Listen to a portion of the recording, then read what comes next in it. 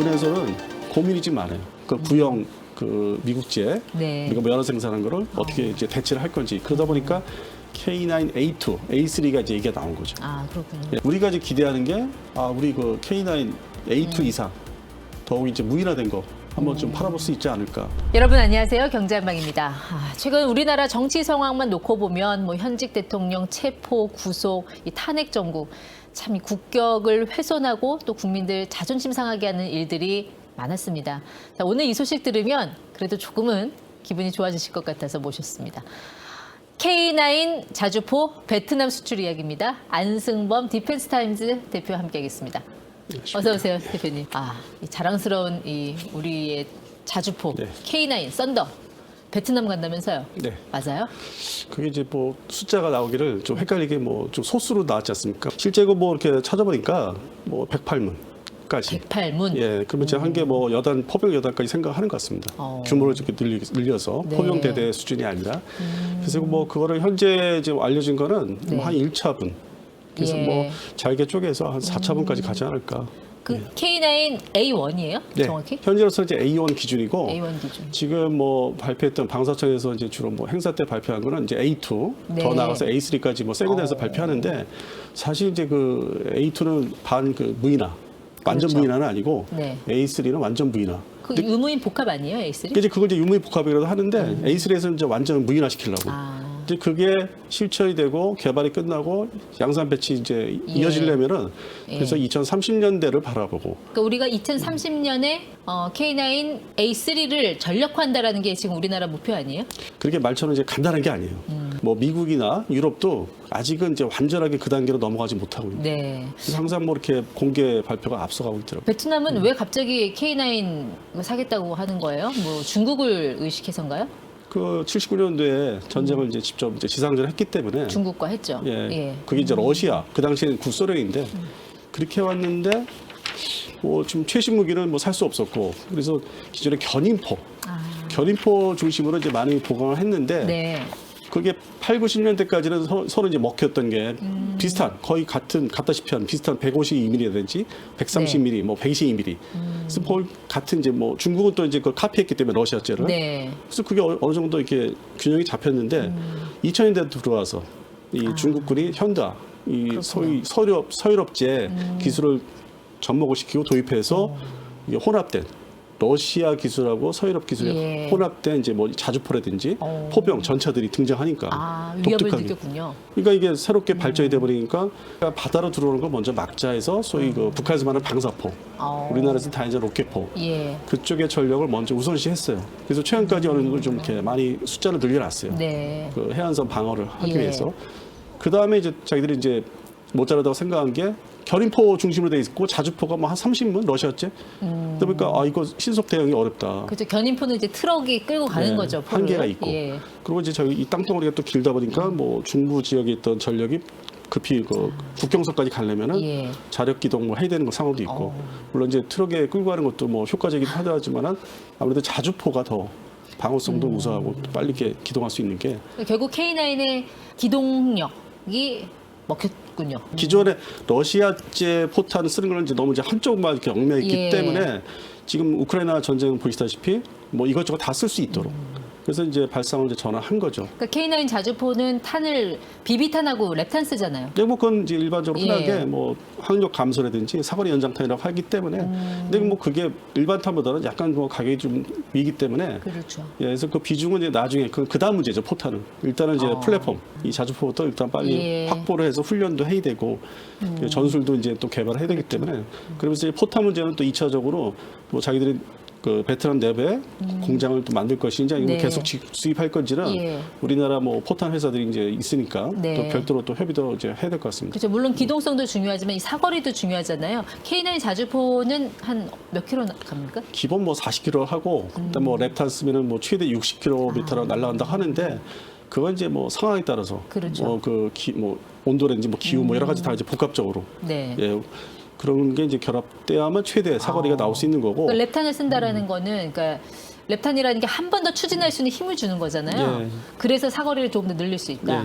비비탄은 항력을 줄여주는 거고 상쇄해 주는 뭐 거고. 보통 세 가지 탄을 이제 가지고 있는 건데 가격들이 포탄이 뭐 잘 알려지지 않은데 네.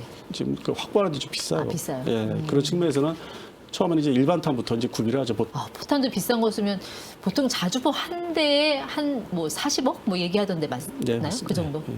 그럼 예, 뭐 100문이면 얼마예요? 계산도 안 되네요. 뭐 기본 가격, 네. 대당 기본 가격이 말씀하신 대로 뭐 40억 수준대 뭐 이렇게 봐야 되고 또 부수적으로 뭐 포격, 사격을 위해서 뭐 예. 관측반도 필요하고 또 거기에 관련된 장비도 다 사야 되고 뭐 훈련 시뮬레이터도 또 사야 되다 그렇죠. 보면은 더 이제 액수가 늘어나죠. 늘어날 수 있고. 예, 그래서 금액들을 이제 계약할 때 보면은 그걸 이제 뭐 처음에 기본 플랫폼만 사느냐 네. 아니면 또 훈련 시스템, 포탄 다 해서 그 금액이 뭐 한 대당 얼마다 그 제각기 다 다르죠.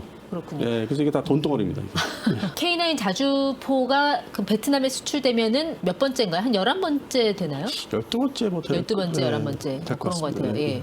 근데 제가 기억에 남는 거는 노르웨이 수출 네. 기억나고 그때 막 동계 올림픽 했다고 그랬었잖아요. 네, 예, 예. 군 인사들 사이에서. 그때 경쟁자가 그 독일의 PZH 예, 2000. 2000, 예. 네. 그럼 사실상 우리 K9 자주포가 독일 PZH 2000보다는 낫다. 이렇게 봐도 돼요.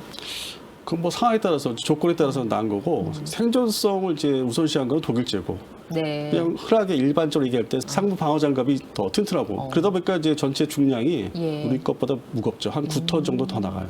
아. 그래서 이제 어떤 생존성, 방어성은 이제 좀 우수한데 그 기동성은 좀 떨어지죠. 무거우면 예, 아무래도. 무거우니까. 예. 그다음에 포탄을 좀 우리보다 상대적으로 좀 덜 탑재하고 아. 그리고 이제 전체 이게 독일제 시스템이 비싸잖아요. 유럽제가. 네. 그러니까 그런 걸 종합적으로 이제 노르웨이에서 본 거죠. 자기들 원래 노르웨이하고 독일은 친한데 2차 대전 이후로 친한데 네. 여러 가지 연관성이 있는데도 불구하고 또 이제 거기서 가성비가 있고 그다음에 우리가 빨리 조달을 이제 해줄 수 있는 거. 아. 그 이제 뭐 주변국들이 빨리 조달을 했기 때문에 뭐 중고 제품을 산 나라도 있지만 에스토니아 같이. 예. 근데 그런 종합적인 점수가 이제 평가를 이제 받았고 다 모든 게 이제 맞물려 가지고. 네. 그래서 이제 선택이 됐는데 전차 부분에서 아쉽게 떨어졌죠. 아, 전차. 그때는 이제 독일이 로비가 들어간 거죠. 그때 그 흑표 전차 말씀하신 거죠. 예. 그 다음 상품에서는 제품에서는 로비가 이제 본격적으로 들어가서 뭐 제도에 걸린 거고. 네. 그래서 뭐 좀 아직도 그 KT 전차를 노르웨이 판매하지 못한 거는 저도 아쉽게 생각합니다. 그렇군요. 예. 예. 그러면 이 시동 걸리는데 한참 걸리는데 우리 같은 경우는 예열이 뭐 빨리 된다. 이게 그 현수 장치가 있어서 그런 건가요?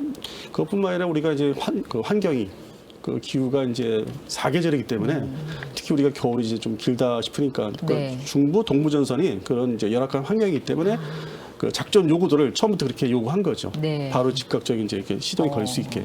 그렇군요. 예. 그러다 보니까 이제 그게 지금 와서는 이제 수출할 때 장점이 되고 있는데 또 반대로 이제 뭐 베트남 또 더운 지역이지 않습니까? 네. 또 그건 또 그거대로 또 다 테스트를 다 통과했기 때문에 우리나라 또 이제 더운 그 기후에서 네. 그래서 그게 90년대 초중반에 아주 뭐 신속하게 개발됐던 그래서 오늘날이 이제 있게 된 거죠. 아, 그러니까 K55 예전에 직접 운영해 본 그런 분들은 참 이 K9 보면은 와 정말 막 정말 내가 그때 저거를 운용을 했어야 되는데 하는 그런 후회가 많이 든다고 하시더라고요. 그리고 K55는 운용 인원이 좀 많이 들어갔잖아요. 네, 네. 조종수 있어야죠. 네, 네. 뭐 포반장, 뭐 사수, 부사수, 포수 몇 명입니까 이것만도. 근데 K9은 훨씬 줄어들잖아요. 네, 줄어들었죠. 예. 예. 그런 측면에서 이제 발전된 게 있고 그러다 보니까 현재 이 K55A1이 개량을 했다지만은 이거 앞으로 계속 사용하기에는 또 한계가 있지 않을까. 그러니까 면허 생산한 게 85년부터 뭐 95년 사이라면은 네. 벌써 세월이 또 그렇게 흘러가지 않습니까? 30년 또 지났고. 그렇죠. 예. 그럼 뭐 향후 이제 뭐 40년, 50년을 이제 바라보면은 아, 이걸 대체해야 되나 말아야 되나. 그래서 사실 군에서는 고민이 좀 많아요. 그 구형 그 미국제 네. 우리가 면허 생산한 거를 어떻게 이제 대체를 할 건지. 그러다 보니까 K9A2, A3가 이제 이게 나온 거죠. 아 그렇군요. 예, 그 최종적으로 어떤 인력, 조종수나 이런 승무원이 없는 쪽으로 가야 된다. 그러니까 이걸 새로 발주하게 되면은 네. 인구 문제가 이제 절벽으로 이제 떨어졌기 때문에 그렇죠. 예. 그래서 지금 현재 육군에서는 이제 그런 부분에서 차기 전력에서 실제 고민은 많은 것 같습니다. 예. 그러니까 이게 무기 체계라는 게 이게 진화적인 발전이 중요하고 그걸 위해서는 이제 데이터가 계속 축적이 돼야 네. 되잖아요. K9 자주포는 실전 경험이 있죠. 뭐 안타깝게도 아무래도, 그 예. 연평도 해전 때. 네. 그때 그 북한의 장사정포를 맞고 우리가 이제 K9 자주포를 쏜 건데 반격을 한 거잖아요. 그때 이 양측의 어떤 그 실력 차는 어땠어요?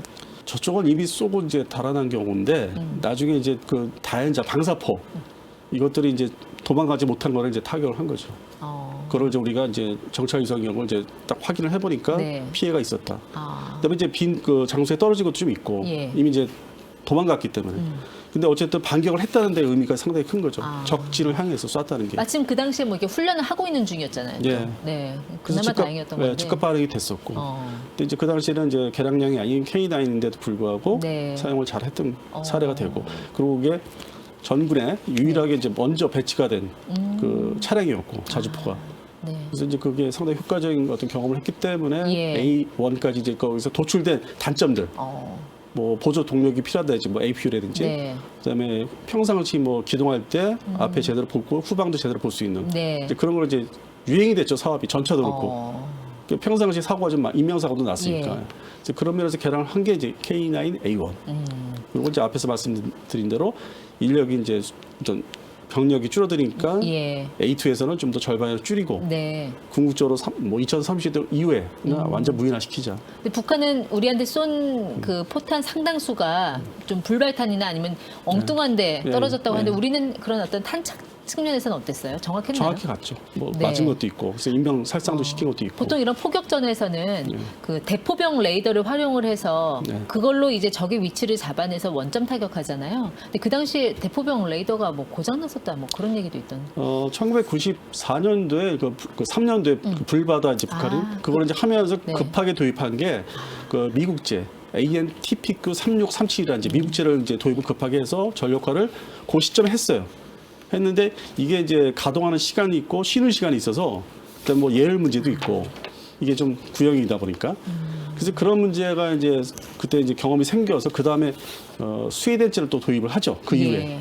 신속하게 대응할 수 있고 뭐 항상 뭐 켜도 된다는 뭐 그런 이제 방향으로 그리고 현재는 이제 국산화됐어요. 네. 그래서 지금 개선은 다 됐는데 그 당시에 대포용 레이더가 좀 문제점은 없지 않아 있었습니다. 네. 그러니까 현재 남북한의 그런 포병 전력 그 수적으로 보면 어떻습니까? 아무래도 북한이 많죠. 그냥 2배죠. 우리나라의 대한민국보다 2배. 근데 이제 북한군이 보유하고 있는 포들은 작은 것들이 많아요. 견인포가 많고. 그러다 보니까 자기들이 이제 좀 불리하다 싶으니까 네. 방사포. 그렇죠. 방사포 쪽으로 이제 키우고 탄도탄, 순항 미사일까지 손을 댄 거고. 7, 80년대에 우리나라 이제 보유하고 있던 장사용포가 또 있었어요. 그거를 이제 똑같이 뭐 대응하기 위해서 카피 떠서 이제 시작을 했는데 상당히 이제 구형화된 장비죠. 네. 그래도 뭐 북한이 자주포, 견인포 같은 그런 야포 전력은 한 8,800문에 이른다고 하던데요. 네, 맞습니다. 예. 방사포는 그와 또 별개로 별개로 5,500원. 수적으로는 우리가 좀 열세인데 이걸 어떻게 극복을 할 수 있느냐. 그거를 이제 자세히 들여다봐야 되는데 펼쳐놓고 북한의 방사포나 이 장사용포, 소위 이게 야포들이 네. 구경이 작은 것들, 근접전에 사용해야 되는 거. 그러니까 멀리 원거리 타격보다는 네. 근접전 붙었을 때.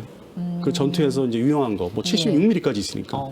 그다음에 우리는 105mm지만 북한은 122mm. 네. 그리고 이제 북한은 이제 152mm 정도 돼야만 우리 이제 K9의 이제 어떤 구경에서 대응할 수 있는. 네. 이제 그런 포 비중들이 아직도 뭐 영상 그 북한의 영상 보시면 훈련하는 거 보셔도 알 수 있지만은 그 작은 것들이 많아요. 뭐 해안포도 그렇고 해안포는 뭐 130mm가 주력이라면은. 네. 그래서 그거를 다 합해가지고 그다음에 위궤전전 때 사용했던 포까지 다 합해놓은 상태. 예. 우리는 이미 좀 많이 좀 이렇게 예비 물자로 돌렸는데, 그래서 그러한 숫자를 이제 비교하면은 뭐 북한이 많아 보일 것 같은데, 현재는 우리가 많이 좀 올라갔죠. 그 네. K9 덕분에, 그 K55 자주포하고. 예. 예. 그래서 두 종류, K55 지금 A1인데 K9 자주포하고 합하면 거의 뭐 2,500명. 세계적으로 엄청난. 네. 네, 뭐 5손가락에 꼽는다고 할 정도로. 그렇군요. 예. 그 노력을 많이 했고, 뭐 예산도 많이 투자를 한 거예요. 네. 그래서 뭐 질적으로 들어가면은 실제 공격력에 비교하면 북한의 취지는 많다고. 근데 처음에는 이제 맞고 시작하는 게 문제죠. 그렇죠. 예. 그러니까 조기용보도 중요하고. 그래서 감시정찰 그런 자산이 지금 상당히 강조되는 게 맞고 시작할 수는 없다. 예. 그냥 사전에 예방을 하는 쪽으로 가자. 이제 그러면 이제 이러한 전력이 우리가 상당히 이제 우위에 설 수 있죠. 네. 그러니까 포병 자산도 그 K9을 계속 업그레이드해서 나가고 그리고 어떤 미사일 체계를 좀 다 통합을 해서 적재적소에 타이밍 놓치지 않게 하는 네, 네. 그 킬체인 킬체인. 이걸 확실히 좀 강화하는 게 필요할 것 같은데 어떻게 보세요? 근데 현재 진행을 이제 하고 있는데 또 북한도 놀고 있지 않습니까? 놀고 있지 않지 않습니까? 그렇죠. 예. 똑같이 그 경쟁을 이제 시속 게임을 하기 때문에 저들도 이제 투자를 계속 하고 있고 또 최근에 이제 뭐 뉴스로 보면은 우크라이나 전선에 그 자주포들을 이제 운반해서 실전 경험을 이제 해서 뭐 문제점을 개선하려든지 뭐 방사포도 마찬가지고 지금 가져가겠다고 이제 얘기가 나오고 있어요. 그래서 그런 측면에서는 실전 경험을 이제 한 상태에서 개량을 또 하기 때문에 이게 끊임없이 경쟁이 좀 될 것 같습니다. 북한 얘기가 나와서 하나 걱정되는 거는 이제 베트남이 혹시나 북한에 이 K9 자주포 기술 넘기지 않을까요? 하는. 밑에 그 완제품을 받은 상태에서 그걸 들여다본다고 해서 기술을 이제 가져갈 수 있는 건 아니고 설계를 어떻게 했겠구나는 이제 추정을 이제 할 수 있는 거죠. 그렇게 해서 뭐 대응을 이제 어떻게 해야 된다. 그 정도지 그게 기술 자체가 뭐 넘어가서 똑같은 걸 만들 수 있다. 네. 뭐 그 정도는 아닌 걸 보고 있고. 근데 이제 공산권 국가의 그 방산 수출은 언젠가 저게 꼭 부메랑으로 돌아올 것 같은 그런 약간 좀 두려움이 있긴 하잖아요. 불안감이 네. 있죠. 네. 그런데 이게 지금 갑자기 이게 성사된 게 아니고 그 미국이 주도하에 거의 한 10년 이상, 네. 10년 이상 이걸 이제 단계적으로 진행을 했어요. 처음에는 한 10년 전에는 우리 대한민국이 이제 우리 해군에서 사용하던 포항급 초기함 네. 이거를 넘겨주는데 거기에 들어있는 엔진이 미국제입니다. 그것도 뭐 LM 2500이라는 예. 가스터빈 엔진이. 그 미국의 그 승인이 당연히 있어야 되는 거죠.